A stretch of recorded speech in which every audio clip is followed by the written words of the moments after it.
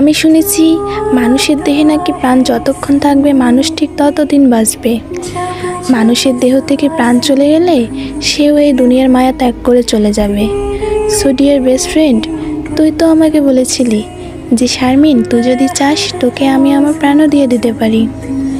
দেখ দোস্ত, পৃথিবীর কোনো বেস্ট ফ্রেন্ডই চায় না তার বেস্ট ফ্রেন্ডের প্রাণ নিয়ে নিতে, কারণ আমি যে তোকে অনেক ভালোবাসি, আমার নিজের থেকেও বেশি ভালোবাসি।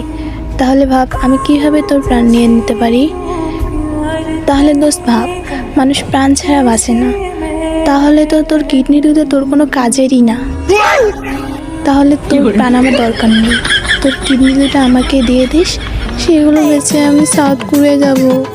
ওই বেস্টি, দিয়ে দে না তোর কিডনি দুটো আমারে, আমি সাউথ কোরিয়া যাব বিটিএস এর কনসার্ট দেখতে।